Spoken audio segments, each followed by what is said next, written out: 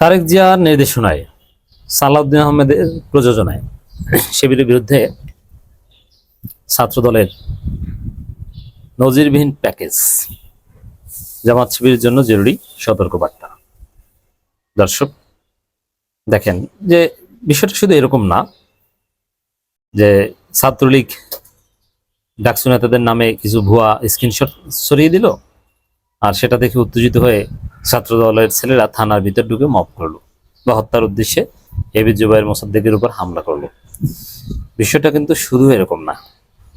যদি এরকম হতো না, ঢাকা বিশ্ববিদ্যালয়ের একটা ঘটনা ঘটেছে, ভুল বোঝাবুঝি হয়েছে, যেহেতু সেই screenshot at the end of the day মিথ্যা প্রমাণিত হয়েছে, যদি এরকম হতো তাহলে ঘটনার হিসাব ছিল আলাদা, যে না এটা একটা বিচ্ছিন্ন ঘটনা।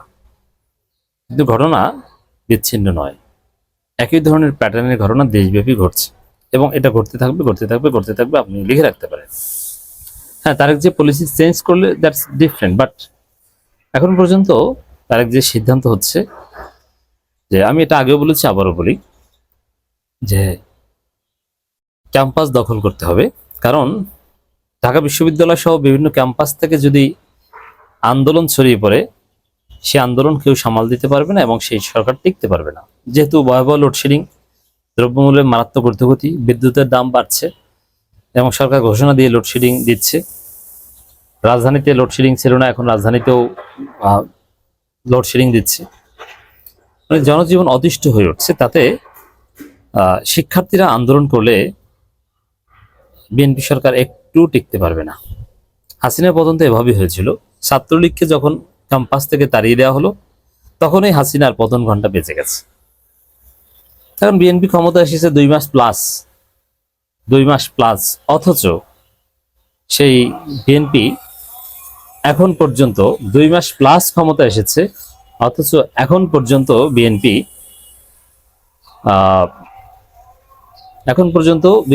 ছাত্রদল কোনো ক্যাম্পাস দখল করতে পারেনি। মানে তারেক জিয়ার চেয়ার নড়ছে আর নড়ছে। তারেক জিয়ার যে অফিস, ওটা একটা তাসের ঘর, যে কোনো সময় ভেঙে চুরে চুরমার হয়ে যেতে পারে। তিনি মোমের চেয়ারের উপর বসছেন, যে ওই চেয়ারে একটু আগুন লাগালেই ওটা গলে যাবে।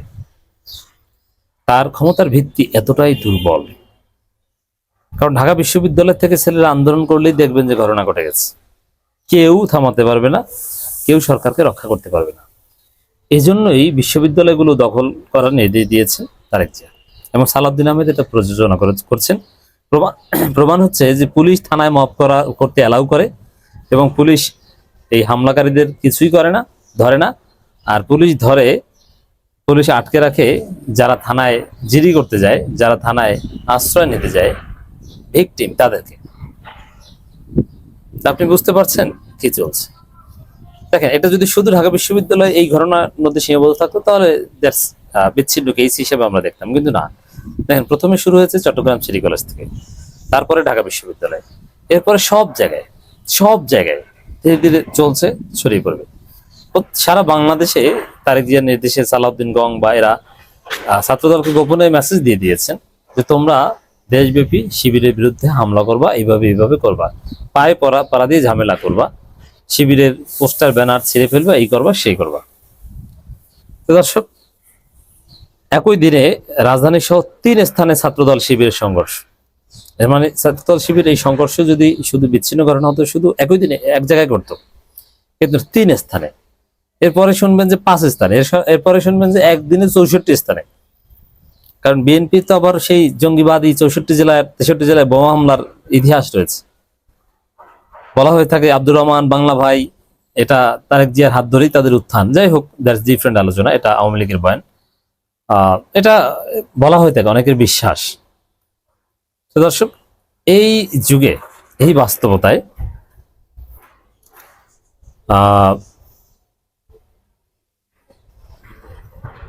সারা দেশে সংঘাত সংঘর্ষ ছড়িয়ে পড়ছে।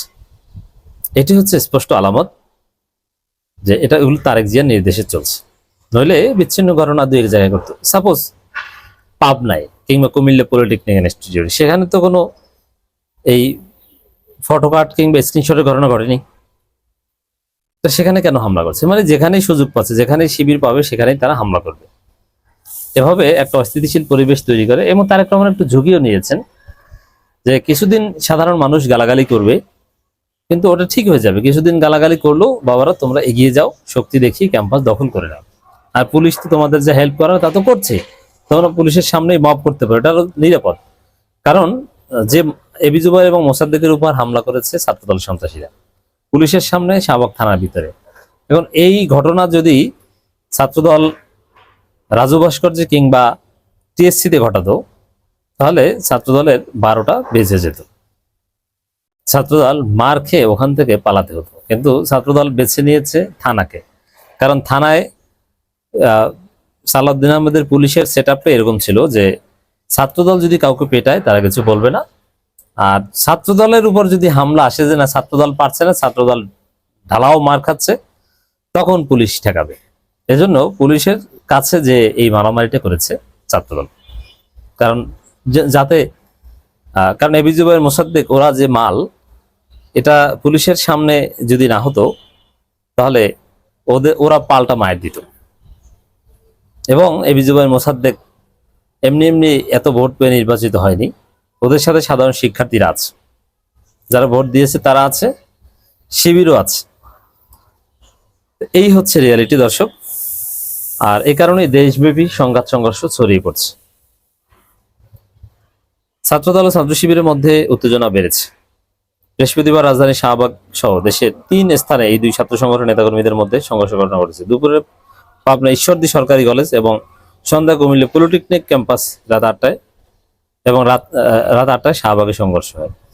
মানে এগুলো সব পরিকল্পিত, ঠান্ডা মাথায় এগুলো ছাত্রদল করছে।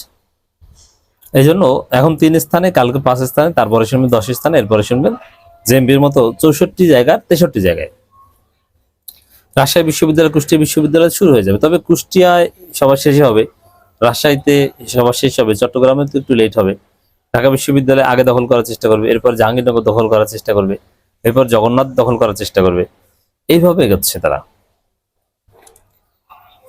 রাজধানী শাহবাগে বৃহস্পতিবার রাত 8টার দিকে ঢাকা বিশ্ববিদ্যালয় কেন্দ্রীয় ছাত্র সংসদের 2 নেতা এবি জুবাইর মোসাদ্দেক ইবনে মোহাম্মদের উপর হামলা করেছে ছাত্রদল নেতাকর্মী।